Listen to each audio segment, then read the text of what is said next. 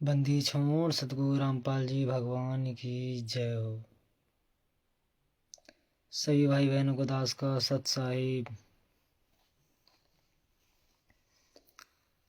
परमात्मा की दया से मालिक ने छोटी सी चर्चा करने का समय दिया।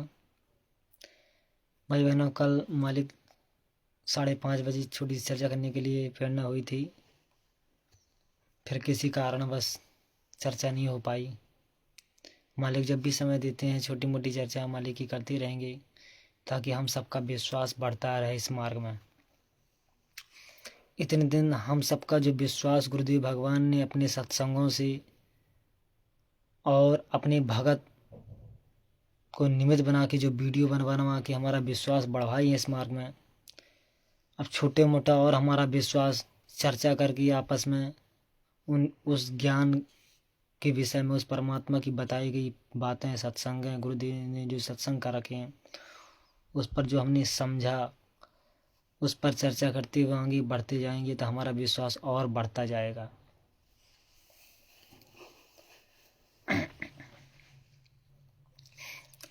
कितनी बड़ी परीक्षा हमारी हो सकती थी, हम कभी सोच भी नहीं सकते। परमात्मा वो परीक्षा हमारी ले लेता है जो हम जान भी नहीं सकते। परमात्मा हमारी कोई भी तरीके से परीक्षा ले सकता है, क्योंकि परीक्षा लेने वाला कभी भी नहीं बताता कि पेपर में कौन सा प्रश्न आने वाला है।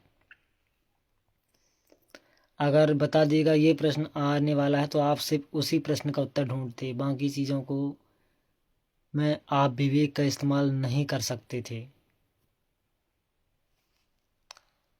तो गुरुदेव भगवान अपने हिसाब से परीक्षा लेता है, लेकिन ज्ञान भी देता है परमात्मा कि इस तरह की परीक्षा आती है तो हमें किस तरह ज्ञान का सहारा लेकर हमें आगे बढ़ना है, विवेक का इस्तेमाल करना है। सब चीज़ें परमात्मा पहले से भरपूर करके रखता है। अब परीक्षा उसी टॉपिक के से ही परमात्मा लेता है जो हमको पढ़ा रखा है।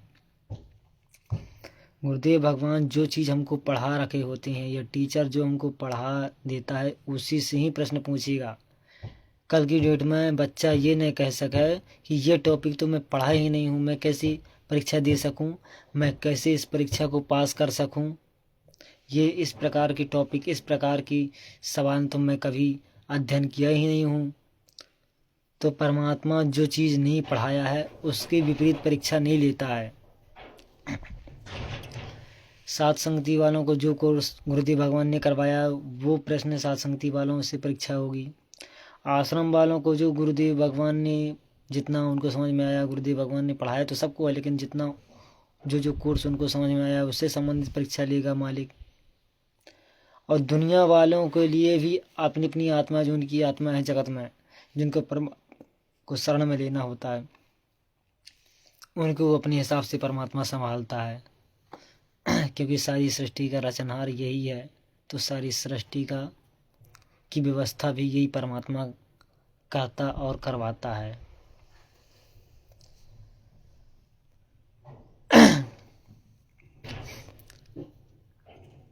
बीस अप्रैल 2026 को जो सतलोक आश्रम से पीले कलर का जो लेटर आदेश आया है, सब लोगों ने पढ़ लिया होगा, अच्छे से आप लोग पढ़ लिए होंगे। और कभी सोच सकते थे आप कि ऐसा लिख के आएगा? मैं तो कभी नहीं सोच सकता था, कभी भी ऐसा मेरे दास के मन में भी नहीं आया कि इस तरीके से लेटर भी आ सकता है। आश्रम वाले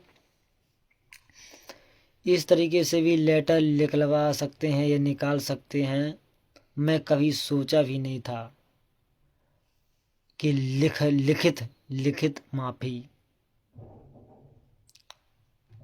भाई बहनों, आप अपनी जिंदगी में कभी किसी से लिखित माफी मांगे हो? जरूर आप मांगे होंगे, लेकिन आप अपने बाप से कभी लिखित माफी नहीं मांगे होंगे। आप दुनिया में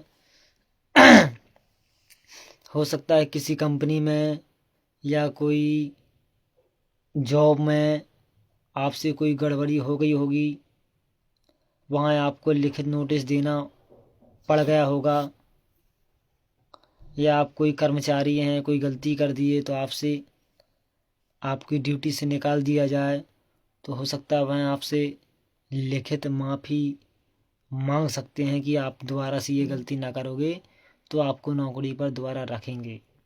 ऐसी परिस्थितियों में हो सकता है आपने लिखित माफ़ी अपने जीवन में हो सकता है दिए हों। स्कूलों में जैसे टीचर होते हैं, हम शरारती करते हैं, स्कूल से गायब हो जाते हैं, तो हो सकता है एप्लीकेशन लगाते हैं कि हम कल से रोज़ स्कूल आएंगे। हम वादा करते हैं, माफ़ी मतलब वादा करना या वचन देना। लेकिन आप अपनी ज़िंदगी में कौन ऐसे ऐसे लोग होंगे जो अपने मान लो घर से भाग जाएं, या माँ बाप से बिछुड़ जाएं, या कोई ऐसी गलती करके आप घर से कभी भागे हों, या बिना गलती की किसी कारणवश आपको माँ बाप ने भगाया हो, या आप कहीं गए हों और वापस आप घर आओ तो आपके माँ बाप ने कभी बोला हो कि आपको लिखित में माफ़ी देनी पड़ेगी, तभी आपकी घर में एंट्री होगी। दास को तो लगता है ऐसा कभी जीवन में किसी के साथ नहीं हुआ होगा।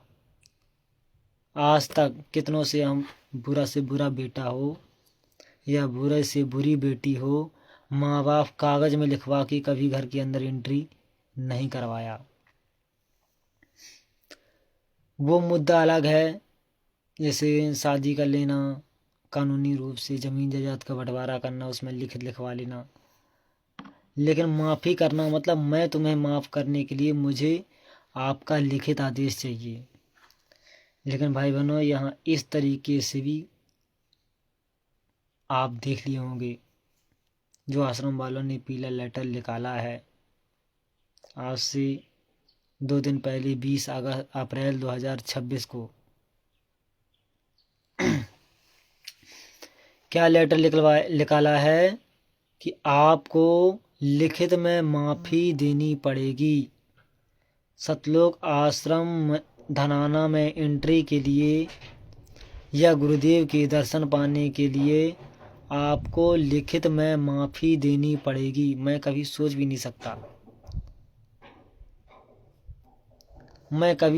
नहीं सकता था कि ऐसा भी हो सकता है। लेकिन मालिक का खेल मालिक जाने।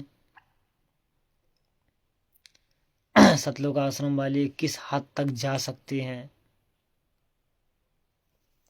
या हमारी किस हद तक परीक्षा भी हो सकती है। अगर परमात्मा ने भी आदेश दे दिया हो तो किस हद तक परीक्षा हो सकती है हमारी। मेरे में फ़ोन आए हैं, आपके भी आए होंगे, मेरे भी फ़ोन आए हैं। बीच बीच में फ़ोन इसलिए बंद करके रखता हूँ मैं कि भगत जी धनाना कब आ रहे हो, भगत जी सात संगति कब छोड़ रहे हो। इस तरीके के फ़ोन आ रहे थे मेरे में कि भगत जी आप सात संगति कब छोड़ रहे हो, धनाना कब आ रहे हो। जबकि सात का मतलब होता है सच्चा भगत, सात का मतलब साधु भी होता है, सात का मतलब सच्चा भगत भी होता है। तो सात संगति, कोई कह रहा है सात संगति कब छोड़ रहे हो, मतलब सच्चे भगत की संगति कब छोड़ रहे हो। तो आप बताओ, अगर हम सच्चे भगत की संगति छोड़ देंगे तो फिर हम क्या बुरे भगत की संगति करें। क्योंकि सच्चा भगत के अलावा दुनिया में जो भी है, अगर सच्चा भगत को हटा दो तो फिर ये तो बुरा ही होगा। बुरा समझ लो, सच्चा का उल्टा तो बुरा ही होता है, और सच्चे के विपरीत और कौन सा होगा, विलोम शब्द। अगर हम सच्चे भगत की संगति ना करें तो क्या हम बुरे भगत की संगति करें।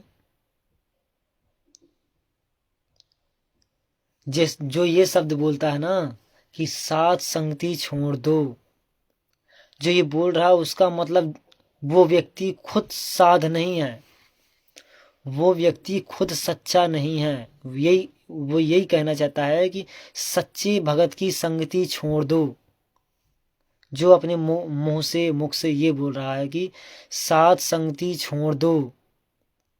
संगति मतलब साथ में रहना, तो इसका मतलब है बुरे भगति संगति करो। तो जो फोन कर रहा है इसका मतलब वो बुरा है, तभी तो कह रहा है कि साथ संगति छोड़ दो और मुझ बुरे की संगति करो। उसको विश्वास होना चाहिए कि मैं भी साध हूं, मैं भी सच्चा भगत हूं, मेरी संगति करो।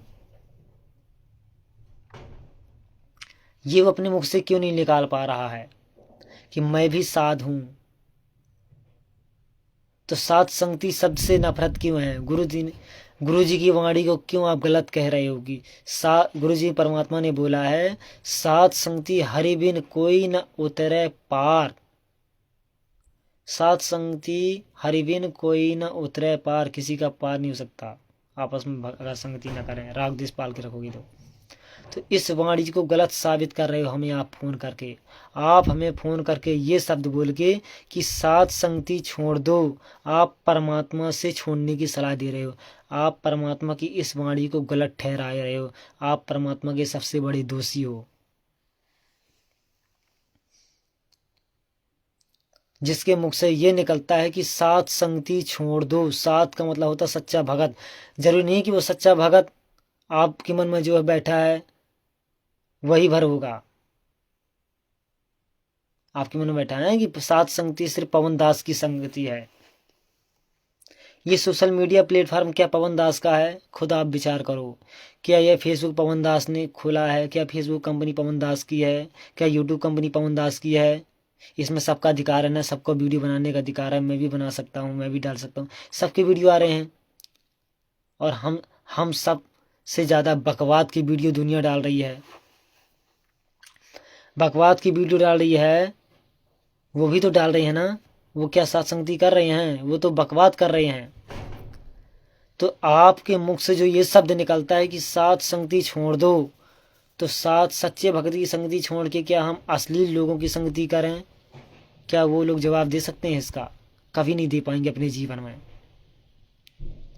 साथ संगति छोड़ के गधे की संगति करो, यही कहना चाहते हो? फिर साथ संगति छोड़ दो, फिर हम किसकी संगति करें? आप कह रहे हो परमेश्वर की संगति करें, तो परमेश्वर की संगति के 24 घंटे हम परमेश्वर के पास रह सकते हैं? शब्द रूप में परमात्मा हमारे साथ रहेंगे, क्या उनके साथ 24 घंटे हम रह सकते हैं? अभी रहने की बात तो बहुत दूर है, हमें दर्शन करने को नहीं मिल पाएंगे। अभी धनाना में देख रहे हो क्या वीडियो आ रहे हैं? आपस में वही लोग आश्रम में देख रहे हो किस तरह चल रहा है माहौल। आपस में गुरु जी के पास में कहीं गुरु जी की स्वतंत्रता, वहाँ भी वो हो सकता है ना देते हों ये लोग। 24 घंटे पीछे बंदूक लेके सिक्योरिटी की तरह। और आप विचार करो, ये जो लिखित आदेश आया है लिखित माफ़ी मांगने का, आप खुद सोचना ये लिखित में क्या क्या लिखवा सकते हैं, अनुमान लगाना। माफ़ी मांगना एक अलग बात है,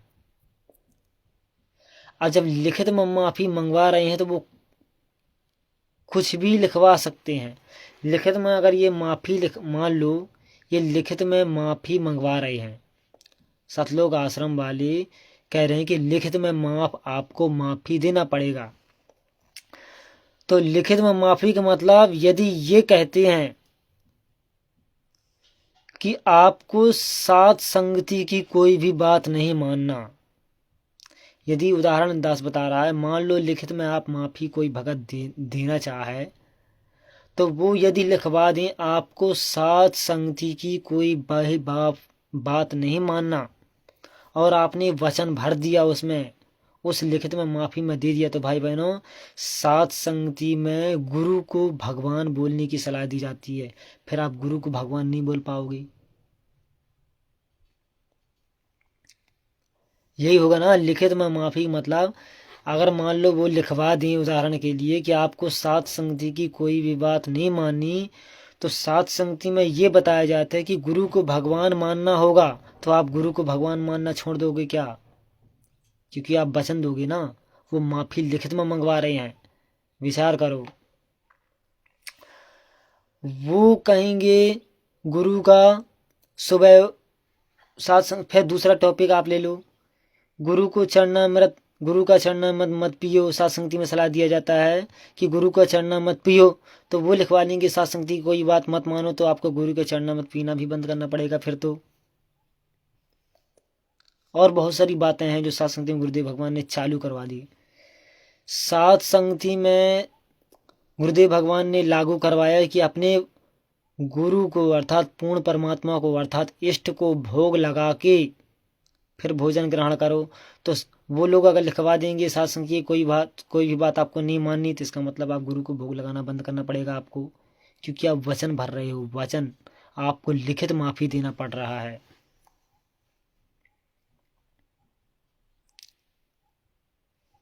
सात संगति की कोई बात न मानने का आप वचन दे रहे हो, तो यहाँ पर ये टॉपिक भी आएगा कि आपको दाढ़ी वाले कबीर को रखना होगा, नकली फोटो काल्पनिक कबीर को रखना होगा, उसको दंडवत करना होगा। बाकी अनुमान आप खुद से लगा लेना। सारे नियम आपको रिजेक्ट करना पड़ेगा। भाई बहनों, थोड़ा सा नेट की प्रॉब्लम आ गई थी।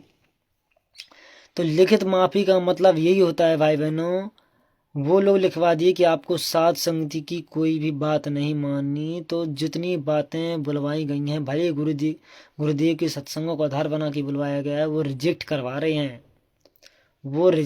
रहे हैं।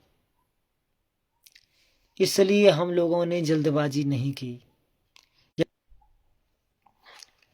परमात्मा ने विवेक का इस्तेमाल करने के लिए सत्संगों में कहा है, उसी विवेक का इस्तेमाल करने का समय चल रहा है परीक्षा का।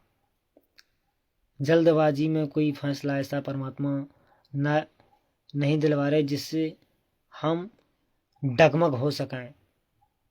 और हर एक चीज़ के वीडियो बन रहे हैं, आप वीडियो नहीं देख पा रहे हैं, किसी कारणवश नहीं देख पाए, सुबह देख लो। अब आप सीधे फ़ोन लगा के पूछ रहे हो कि भगत जी क्या करें।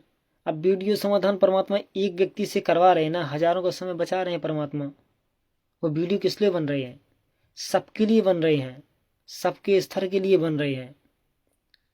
उसमें समय श्वास वैसे भी बर्बाद नहीं किया जा रहा है, उसमें समय श्वास किसी का लग रहा तो वो सेवा सबके लिए, सबके ज़रूरत के लिए परमात्मा बनवा दिए। पवन भाई के माध्यम से जो वीडियो बनवा रहे हैं, वर्तमान समय जिसको मन में है कि मैं डगमग हो सकता हूँ, आप वीडियो देखो। रात के टाइम नहीं मिलता, सुबह देख लो, कभी तो टाइम निकालो।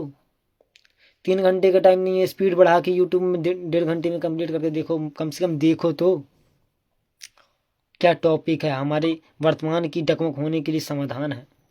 स्पीड बढ़ जाते हैं, यूट्यूब में परमात्मा ने समाधान कर रखा है, उसमें सुविधा दे रखी है। 3 घंटे की वीडियो को आप 1.5 घंटे में ख़त्म कर सकते हो।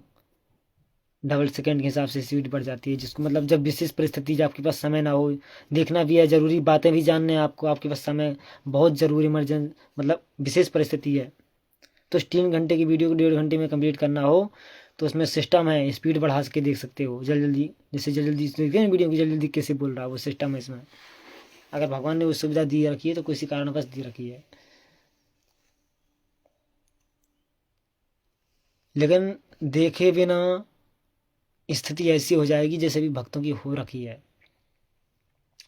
अभी कल बहन का एक वीडियो आया था, अब वहाँ की चर्चा मालिक उनसे, कहाँ की बहन कहाँ की, जानकारी मुझे नहीं है। मेरे पास ही फ़ोन आ रहे हैं, मैसेज आए, फ़ोन आए, बीच बीच में हम फ़ोन बंद करके इसलिए रखते हैं। जिसकी जो मर्जी हो करेगा, परमात्मा समाधान करवा दिए हैं, वीडियो में करवाते जा रहे हैं। बाकी सबको अपना अपना स्तर पर परमात्मा अपने विवेक से, आप लोग अपने अपने इस्तेमाल करो ज्ञान का। जो चीज़ मुझे पता नहीं है, मैं गलत जानकारी दे के परमात्मा का दोषी नहीं बनूंगा। हम क्यों नहीं जा रहे हैं, कारण बता देते हैं, समझा देते हैं कि हमारी किस तरह की परीक्षा हो रही है। गुरुदेव भगवान धरती पर आए हैं, सारी व्यवस्था करने आए हैं, नाम भी देने आए हैं, मंत्र भी देने आए हैं, सतलोक भी ले जाने आए हैं। भाई बहनों, ये विचार करना पड़ेगा, परमात्मा आया है, हम जाएंगे, हमको एंट्री नहीं मिलने थी तो हम दोषी नहीं बनेंगे। क्या भगवान ये बात नहीं जानता? क्या वो सुनता नहीं ये बात हमारी? वो सुन रहा है ये चर्चा हम क्या कर रहे हैं, क्या मन में हमारे, वो जान रहा है। संकेत भी करवा दिया, सब कुछ करवा रहा, सारा समाधान करवा रहा कि किस तरह धैर्यता का परिचय देना है। भविष्यवाणियां आप लोग भूल गए। समर्थ है, अपने खुद गुरुदेव ने जो जो बातें बुलवा रखी हैं उसके विपरीत कभी काम करता है, परीक्षा होती हैं। उनकी संसार में हर आत्मा है। काल जो भी अब गुरुदेव के विधान के खिलाफ जो भी काल के एजेंट ये सिस्टम चालू करवा रखे होते हैं, कोई योजना शुरू करवा रखते हैं, परमात्मा इतने जल्दी उसको बंद नहीं होने देता। पहले ज्ञान समझाता है, कारण बतवाता है पूरी दुनिया को, अपने बच्चों को, फिर धीरे धीरे उस व्यवस्था को, गलत व्यवस्था को उखाड़ता है, फिर सही मिलाएगा, फिर सही दिशा में लाएगा समझा के। जब तक सही दिशा में आत्मा नहीं आती उसको उसी चीज में लगा के रखता है परमात्मा। गुरुदेव भगवान क्या नहीं जानते संसार में कितना, कहाँ जड़ है, कहाँ कमी है, कहाँ व्यवस्था गड़बड़ी है, क्यों व्यवस्था नास्तिक हो गई, लोग क्यों नास्तिक, क्या भगवान को नहीं पता? सब पता है कि ये परमात्मा के विधान के खिलाफ अगर ये सुविधा हम जगत वालों को देंगे, मेरे भक्ति बच्चे परेशान होंगे, मेरी भक्ति करने वाली आत्माओं को ये सुविधा क्यों नहीं मिल रही है? क्या भगवान को नहीं पता? सब कुछ जानता है परमात्मा, लेकिन एकदम से उस व्यवस्था को नहीं उखाड़ता परमात्मा। पहले उसका कारण पेश करवाता है, किसी को माध्यम बना के जागरूक करवाता है, क्योंकि परमात्मा का काम ही है जागरूक करना। इस व्यवस्था को तुरंत नहीं बिगाड़ता। जिससे किसी जीव के अंदर मतलब किसी इंसान के अंदर बहुत बड़ा घाव हो तो डॉक्टर ऑपरेशन करने से पहले बहुत आराम से करता है, एकदम से नहीं कि चाकू ला के उसको काट दे। धीरे धीरे व्यवस्था को संभालता है। उसको परमात्मा को पता है। गुरुदेव ने सत्संग में क्या बताया कि मुझे जड़ का पता है, कहाँ से ये खेल शुरू हुआ। परमात्मा जड़ जानता है। वो जड़ जब तक नहीं काटेगा वो शाखा समाप्त हो ही नहीं सकती। हम सोचें पत्ती पत्ती काट दें, डलाक डलाक काट दें, फिर जमाएगी। गुरुदेव के जाने के बाद जमाएगी। गुरुदेव भगवान की अनुपस्थिति में जमाएगी, वो बढ़ जाएगा पेड़। अर्थात वो परमात्मा की विधान के खिलाफ की व्यवस्था वो फिर से बढ़ जाएगी, फिर से जम जाएगी। तो परमात्मा को जड़ का पता है, जड़ समाप्त करना है परमात्मा को आने वाले हजारों वर्ष के लिए। सब सिस्टम चला उसको बनाना है परमात्मा को। जगत वालों को भी व्यवस्थित करना है, जो जो आत्मा नहीं आना चाहती उनको उस हिसाब से। इस कानून की व्यवस्था को भी परमात्मा को सुधारना है, भक्ति मार्ग की व्यवस्था को संभालना है, सामाजिक स्तर के संबंध मतलब परमात्मा को सभी व्यवस्थाओं को संभालना है। तो गुरुदेव भगवान तो सब व्यवस्थाओं को देखते हुए ये योजनाबद्ध काम करते हैं। लेकिन हम कौन सा काम में हम करने से बचते हैं? जो गुरुदेव भगवान ने अपने सत्संग में, अपने आदेश में, अपनी वाणियों में, परमात्मा की जो वाणियां हैं, जिस इसमें उन्होंने जो जो चीजें मना कर रखा है अपने विधान के खिलाफ, अविध कारण सहित कि क्यों हम ये काम नहीं करते, क्यों हमें नहीं करना, कारण समझाते हुए अच्छे से, इसलिए हमें वो चीज़ों का पालन नहीं करना है। गुरुदेव भगवान के ऊपर इस धरती पर कोई कर्म लागू नहीं है, उनके लिए कोई सजा नहीं है, कोई यमराज तरफ से, कोई इसी तरफ से कोई सजा लागू नहीं है। वो कुछ भी कर सकते हैं, कोई भी योजना शुरू करवा सकते हैं, उनके ऊपर कोई कर्म लागू नहीं है। ये बात हम सबको कितने अच्छे से सासंगति में गुरुदेव भगवान ने की दया से समझाया गया है। चाहे वो प्रधानमंत्री बने, चाहे कोई भी मुहिम चला दें, चाहे विधायक को नीचे उस सीट से घसीटने के लिए ये खेल खेल दे मालिक, उस विधायक उसकी गद्दी की उसकी औकात दिखाने के लिए ये परमात्मा खेल खेल दे कि देख तू विधायक बन के भी तो अपने क्षेत्र के गांव को ये सुविधा नहीं कर पाया, वो व्यवस्था जो मैं करवा रहा हूं तुमको। सबका अहंकार तोड़ना है परमात्मा को, सबका अहंकार। देश के राजा का भी अहंकार तोड़ना है, क्योंकि वर्तमान में असली राजा आया हुआ है।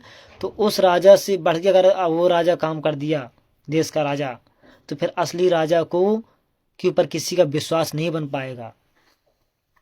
परमात्मा को सबके स्तर को देखना होता है। इसलिए ये बातें सतलोक आश्रम मैनेजमेंट वालों को समझ में नहीं आ पा रही हैं, क्योंकि वो सत्संगों को अच्छे से नहीं सुन पाई हैं। सत्संगों को सुन के विवेक का इस्तेमाल अगर नहीं कर पाए तो किसी भगत के माध्यम से परमात्मा ने वो वीडियो बना दिया, उसको भी वो नहीं देख रही है। कमी हमारे अंदर यही थी। अगर हम भी ना देख पाते तो हमारी हिम्मत नहीं थी हम इस व्यवस्था को जान पाते, आज हम दोष भी देख सकते थे। हो सकता है मैनेजमेंट में भी न टिक पाते, हो सकता है हमारी भक्ति भी छूट गई होती। लेकिन परमात्मा इतना मजबूत क्यों बनवा दिए? क्योंकि परमात्मा ने अपने आशीर्वाद बना के रखा, समय दिलवाया, वीडियो देखे, समझे, वाणियाँ पढ़े, पुस्तकें पढ़े, विवेक का इस्तेमाल करे, भक्तों से पास बैठ के आपस में चर्चा किए, छोटी छोटी सत्संगतियाँ होती रहती हैं, करते रहे अपन, तभी तो हम सबका विश्वास मजबूत बन गया। हम बड़ी आसानी से परमात्मा समाधान भी करवा रहे हैं, डगमग नहीं होने दे रहे सत्संगति वालों को। जिनको वास्तव में सत्संगति से राग देश होगा वही डगमग हो रहा है, वरना ऐसा कभी हो सकता है परमात्मा ने बच्चों को पहले सुविधा न देकर और जगत वालों की ये सुविधा पहले दें? ऐसा हो सकता है? लेकिन अपने बच्चों को सुविधा दे रहे हैं परमात्मा सूक्ष्म तरीके से, हम जान नहीं पाते। हमारा समय बचवा रहे हैं परमात्मा, सबसे बड़ा हमारा कीमती है समय। अगर काम धंधे में फंस जाएं तो परमात्मा ढंग से फंसा सकता था हमको, एक से एक उसके पास तरीका, उसके पास अनंत तरीका है। तो इस व्यवस्था में एक भी मन में आया हो तो परमात्मा से माफ़ी मांग लेना, और इस लीला को कितना आनंद से हमें परमात्मा आनंद दिलवा रहे हैं। बहुत ही परमात्मा का खेल होना, बहुत लंबा खेल होना है। अभी भारत देश भी नहीं जाग पाया, उनकी आत्मा जिनको लाना था परमात्मा ने ला दिया। परमात्मा ने बोला तो है पूरा हिंदुस्तान जाग गया, लेकिन वो व्यवस्था परमात्मा बनाना है कि मेरे बच्चे भगत करें, साधु संत जहाँ भक्ति करेंगे भगत, वहाँ कोई चूं बोलने वाला ना बचे धरती पर, कोई विरोध करने वाला। हो सकता है उसका सहयोग करने वाले मिले जहाँ जाए, ऐसी व्यवस्था लाने वाला है परमात्मा कि जहाँ मेरा भगत सुमरण में बैठ जाए तो अगला इंसान डर के मारे शांत हो जाए। आवाज, चूंकि आवाज भी किसी के पास नहीं आ सकेगी, देखो भगत जी सुमिरन कर रहे हैं, हम यहाँ से दूर चले जाएं, इतना सा विरोध ना हो उसकी सुमिरन में, इतना सा बांधा ना है। ये वो व्यवस्था आने वाली है धरती पर। मेरा भगत जो भक्ति के लिए आगे बढ़ जाए, उसके लिए किसी चीज की कमी ना हो। वो इसी वक्त अगर 1 घंटे के अंदर कोई चीज अगर उसको चाहिए जरूरत की भक्ति की, वो तुरंत का तुरंत उसके पास उपलब्ध हो जाए। भगवान वो व्यवस्था लाना है, भगवान को, भगवान उस व्यवस्था को लाने के लिए धरती पर आया हुआ है, क्योंकि भगवान को भक्ति करवाना है। मेरा भक्ति करने वाले भगत जो चीज चाह ले, अगर मतलब उचित हो, अगर उसको अभी चाहिए वो तुरंत पहले भगत को उपलब्ध हो, दुनिया को बाद में, चाहे दुनिया को 1 महीने बाद वो चीज मिले, लेकिन मेरे भगत को पहले मिला है। ये परमात्मा वो व्यवस्था लाना है परमात्मा को, ये परमात्मा वो व्यवस्था बनाने आया है। ये परमात्मा वो व्यवस्था नहीं बनाने आया है कि हम भगत मेरे भक्ति दुनिया के नीचे झुकते रहें, परेशानी उठाते रहें, भक्ति के लिए भटकते रहें और भक्ति मर्यादा में इसी तरह चलती रहे, भक्ति ही ना कर पाए ढंग से। ये परमात्मा व्यवस्था नहीं बनाएगा। सब कुछ सेट करना परमात्मा को, सारी व्यवस्था, लूट पाट से लेकर हर एक चीज, तंत्र कहाँ है, जड़ कहाँ है, महंगाई क्यों, मेरे बच्चे अच्छी आत्मा, ईमानदार क्यों परेशान हो रहा है वर्तमान में? परेशानी तो इसलिए होती है कि क्योंकि हमारे प्रारब्ध कर्म में लिखे होते हैं, फिर भी बहुत कोई जानबूझ के सताता है वर्तमान में, किसी को धमकी देना, सब कुछ ये हो व्यवस्था परमात्मा सेट करेगा। अब गुरु के रहते सहते, गुरु के हिसार धाम से आने के बाद अब कौन भगत किस तरीके से कुबोल कुविचार किस किस को बोलता है, ये सारा डाटा रिकॉर्ड हो रहा है।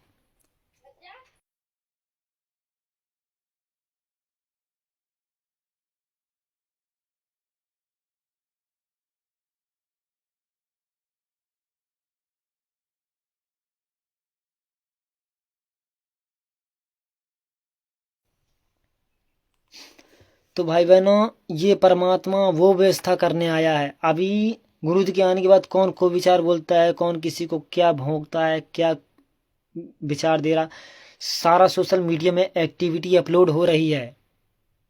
जो जिसको जैसा कमेंट देता है, जिसको जैसी गाली देता है, जिसको जैसे दृष्टि से देख रहा है, ये सारा इसमें डेटा हमारा अपलोड हो रहा है। परमात्मा का खेल है क्या? परमात्मा क्या पता, परमात्मा जिस दिन उसको नाम देना हो किसी भगत को, उसको बोल दें आदेश को, कंपनी को, कि इसकी फेसबुक आईडी खोलो, इसका यूट्यूब खोलो, देखो ये किस किस को कितनी गाली दिया है। 2 साल के अंदर अंदर, 3 साल के अंदर अंदर, मेरे 10 साल के अंदर अंदर किसको कितना कुछ बोल रखा है, किससे कितनी चैटिंग किया है, इसका डाटा निकलवाओ, डाटा खोलो। मतलब 10 उदाहरण बता रहा है। परमात्मा के पास तो अनंत तरीके हैं। मतलब ये तरीका भी परमात्मा अपना सकता है। किसको, मुझे इस व्यक्ति को मुझे सारनाम देना है, इसकी फेसबुक आईडी खोलो, इसका एक्टिविटी लॉग खोल के डाटा चेक करो, इसने इतने बज के इतने मिनट में आज से 2 महीने पहले किसको कितना गाली कमेंट में दिया है, किस किसको दिया है और कैसी गाली दिया है, किसको खिलाफ क्या वीडियो बनाया है और उसमें किस भाषा का प्रयोग किया है, ये सारा टेक्निकल इसमें अपलोड हो रहा है। जो ये सुन रहे हो ना, AI रोबोट सारा डेटा हमारा ले रहा है, वो 2 मिनट में फेंक देगा हमारे सारे शब्दों को पकड़ के, हमने कहाँ किसको क्या बोला है, सारा डेटा इसमें रिलीज हो रहा है। तो आप सोच रहे हो मैं चैटिंग छुपा दूंगा ना, आप अपने मोबाइल से दुनिया की कोई भी चीज़ आप अपने मोबाइल से उड़ा सकते हो, लेकिन कंपनी जहाँ डेटा ये सेव हो रहा है ना, उसके पास से आपकी मर्जी नहीं है अभी, उससे आप नहीं उड़ा सकते अभी। लाखों रुपए दे के भी आप इस चीज़ को नहीं डिलीट कर सकते अभी वर्तमान में। इतना लंबा खेल चल रहा है मालिक का, क्योंकि इस समय परमात्मा का आ जाना, सारा सिस्टम चालू, पूरे मीडिया एक्टिव हैं देश में, सारी नज़र है, हर एक खबर कवरेज हो रही है, शब्दों को पकड़ा जा रहा है, कौन भगत किसको क्या बोल रहा, सारी नज़रें हैं। अब परमात्मा अपने बच्चे पवन भाई को नियत बना कि थोड़ा थोड़ा समझवाते भी जा रहा है, समझवाते भी जा रहे हैं कि भाई ये गलती मत कर, बहुत बड़ी गलती है ये, सारा तेरा डेटा चल रहा है, तेरा सारा अकाउंटिंग जो अपन सुनते हैं ना, यमराज की एक कॉपी परमात्मा के पास, एक कॉपी ये यमराज समझो सामने, आंखों तुम्हारे सामने जो मोबाइल है ना, तुम जिस नज़र से जिस दृष्टि से देख रहे हो, ये सारा इसमें कैमरा सारा अपलोड हो रहा है सब कुछ। और ये बातें तुमको नहीं जानने दी जाती हैं, बाद में पता चलेगा बहुत कुछ होना है, क्योंकि धरती पर समर्थ आया है।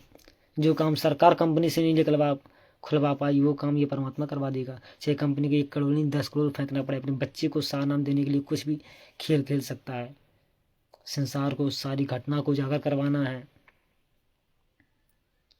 सब एक्टिव चल रहा है, सब कुछ एक्टिव चल रहा है, कहाँ किस, इसलिए हमें धैर्यता का परिचय दे रहे हैं, शांति से जितना हो सकता है परमात्मा की महिमा करते रहेंगे। कौन क्या किस हद तक जा सकते हैं, हम सत्सेवकों को परेशान करने के लिए आश्रम वाले किस हद तक अपना सकते हैं, परमात्मा देख रहा है, सारा डेटा जी रहा है। ये आपस में क्या क्या प्लानिंग बनाते हैं, किससे फोन में बात करके किसको क्या आदेश देते हैं, किसको मारना है, इसको धमकाना, सारी रिकॉर्डिंग भी तो अपलोड हो रही है। जिस कंपनी की जिस सिम होगी, जिस टावर से जिस मिनट में बात किया होगा, सब कुछ अपलोड हो रहा है उसमें। कल परमात्मा को जो अगर ये चीज़ निकलवाना होगा तो कंपनी से बात करेगा, परमात्मा कहेगा इस नंबर पर इतना, कितने बजे कितने मिनट में किसी व्यक्ति से बात की, किसको धमकाया, कहाँ क्या प्लानिंग बनाया, दे दो मेरे को डाटा। वो दे देगा डाटा कंपनी को, कंपनी पैसा मांगेगी ना, पैसा ले ले भाई। सब कुछ भी कर सकता है परमात्मा। एक 10 उदाहरण बता रहा है परमात्मा, और अन्य तरीके हैं परमात्मा के पास, मतलब कोई भी तरीका अपना सकता है। बड़ी सोच समझ के भाई बहनों, सोच समझ के हमें, भले हम जैसे तैसे जितना बने, हम जितना बने उतना सेवा जो करना करें, भक्ति करते रहेंगे। बहुत कुछ सोच समझना पड़ेगा। जल्दबाजी में आपका हर एक चीज़, हर एक नज़रिया, सब कुछ सबको हिसाब किताब होना है। वो पाई पाई के हिसाब परमात्मा की वाणी नहीं है, तिल तिल का लेखा। छोटी सी गलती भी हमारे लिए कहीं गलती न बन सके। तो वही दास ने थोड़ा सा जिक्र किया कि सात संगति का मतलब क्या होता है। शायद अब भाई बहनों को समझ में आ गया होगा, जो ये शब्द कहते हैं फ़ोन करके कि सात संगति छोड़ दो। और धनाना कब आ रहे हैं, तो धनाना में अभी धनाना धमका रहे हैं अभी, इसलिए तो आएंगे। परमात्मा धनाना के अंदर बन नहीं रहेंगे, परमात्मा की मर्जी है। अभी बच्चों को आशीर्वाद देने हैं, परमात्मा आशीर्वाद दे रहे हैं अपनी। धीरे धीरे परमात्मा, क्या पता परमात्मा ने आश्रम में भी आएंगे, कभी तो परमात्मा धनाना के बाहर भी आएंगे। ये धनाना में कब तक सिक्योरिटी गार्ड बांध के रखेंगे, अन्य जगह ही परमात्मा जाएंगे। सोनीपत उनका जिला है, पूरा देश उनका है, पूरा विश्व उनका है। अगर धनाना में ये लोग अपने हिसाब से चलाएंगे तो बाकी सब जगह थोड़ा ना अपने हिसाब से कर पाएंगे ये व्यवस्था। तो परमात्मा आएंगे, सबको दर्शन दे, हम करेंगे, परमात्मा के नाम भी लेना है, सब कुछ करना है। धैर्यता का परिचय हम कर दे रहे हैं परमात्मा की दया से। हम परमात्मा की व्यवस्था के खिलाफ नहीं जाना चाहते हैं। बंदी छोड़ सतगुरु रामपाल जी भगवान की जय हो।